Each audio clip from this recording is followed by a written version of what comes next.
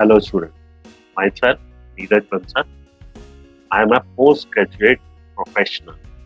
मैं पिछले 25 ईयर से अकाउंटेंसी पढ़ा। अकाउंटेंसी में जितनी भी ब्रांचेस हैं आपकी, financial accounting, cost accounting, management accounting, financial accounting के पार्ट हैं जैसे कॉर्पोरेट अकाउंटिंग। तो आज जो हम बात कर रहे हैं कॉर्पोरेट अकाउंट। कॉर्पोरेट अकाउंट्स का क्या मतलब?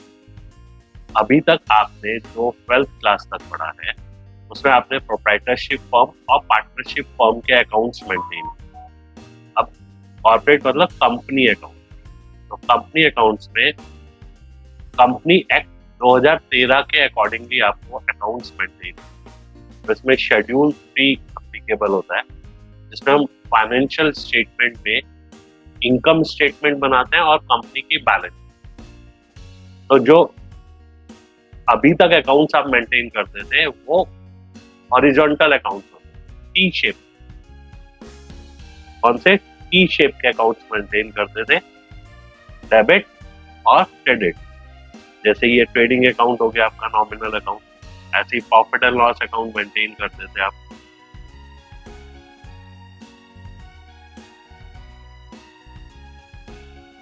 Debit and credit.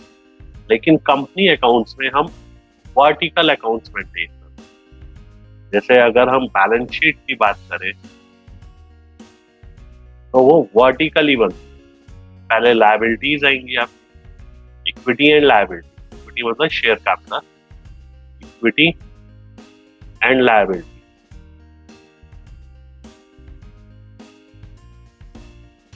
फिर इसके मेन हेड्स आएंगे, जैसे सबसे पहले शेयर होल्डर फंड,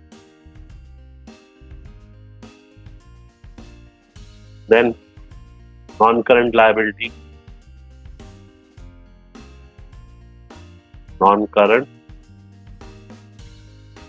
लायबिलिटी, ऐसे ही करंट लायबिलिटी।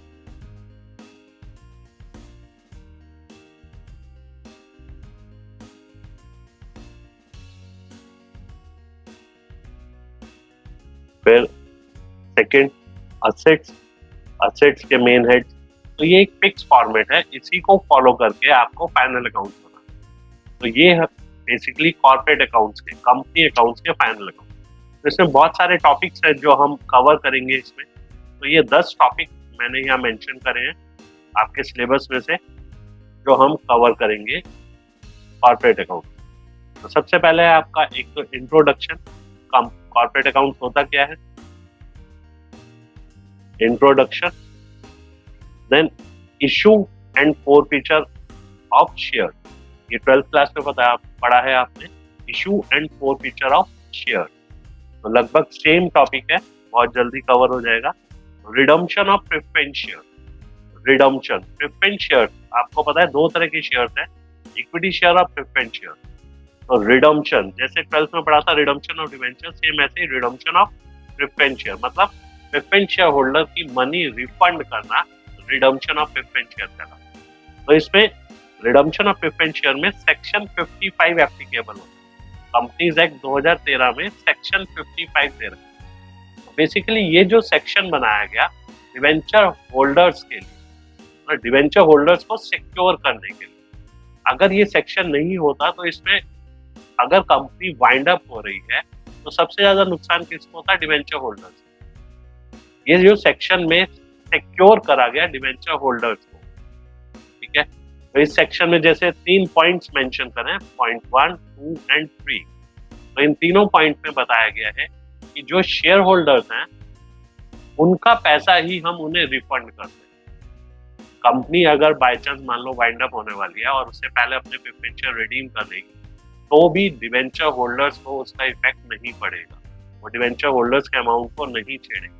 अगर वो रिडीम करते भी हैं तो कंपनी शेयर होल्डर्स का पैसा ही शेयर होल्डर्स को देगी। तो सेक्शन 55 मोस्ट इंपॉर्टेंट है जो हम इस चैप्टर में डिस्कस करें। वैसे अलग अलग चैप्टर्स में अलग अलग थ्योरी है बेटा, अलग अलग कंसेप्ट है। जैसे जैसे चैप्टर आता जाएगा वैसे वैसे हम उसे डिस्कस करते रहेंगे। जैसे नेक्स्ट चैप्टर है buyback of equity share, then issue and redemption of debenture. 12th में पढ़ा था, बहुत बेसिक सा चैप्टर था, अब काफी डिटेल में है। Redemption of debenture most important है। देन फाइनेंशियल स्टेटमेंट जो अभी हमने डिस्कस करा, फाइनल अकाउंट्स मेंटेन करने, कैश फ्लो स्टेटमेंट, कैश का फ्लो, इनफ्लो और आउटफ्लो, एमएलगमेशन, दो फर्म आपस में मर्ज हो रही है तो उसे हम क्या कहेंगे, एमएलगमेशन। ऐसे ही इंटरनल रिकंस्ट्रक्शन, कंपनी काफी टाइम से लॉस में जा रही है तो वो अपनी बैलेंस शीट को इम्प्रूव करने के लिए इंटरनली अपने क्रेडिटर्स और शेयर होल्डर्स को रिकंस्ट्रक्ट करती है, तो उसका ट्रीटमेंट है। और last, accounting of holding company, consolidation करते हैं बैलेंस शीट। ये कुछ टॉपिक्स हम कवर करेंगे, कोशिश करेंगे अच्छे से आपको क्लियर हो जाए।